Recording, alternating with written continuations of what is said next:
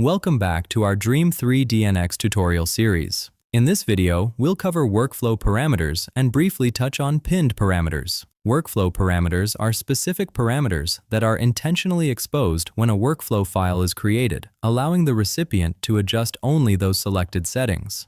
This is especially useful when sharing pipelines for testing or production, ensuring users can modify only approved parameters while the rest of the pipeline remains locked. First, we'll add in the EDAX IPF Colors bookmarked pipeline for demonstration. We'll go into Filter 4, the Multi-Threshold Objects filter, and add the Data Thresholds parameter as a workflow parameter. Now we'll run our pipeline, change our data view to surface, and change our data color array to IPF colors.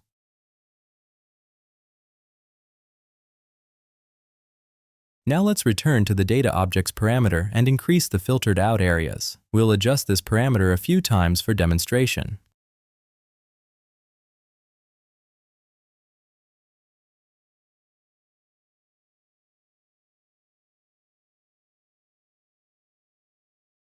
Now we'll return to 0.1.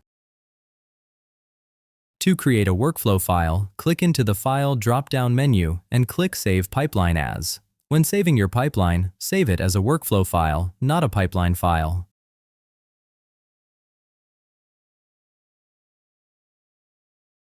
Then, the recipient will open the File menu, open Workflow, and open the workflow file.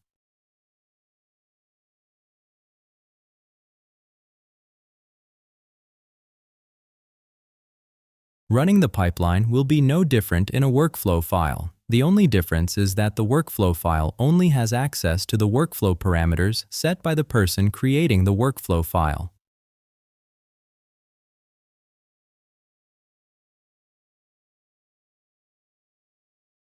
Now to pin a parameter, click the Pin Parameter button, then enable Pinned Parameters in the Enabled Tabs bar.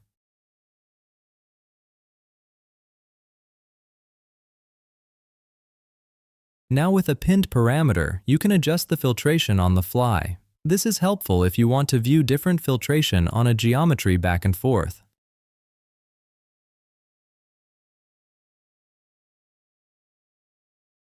Thank you for watching this tutorial in DREAM3D-NX.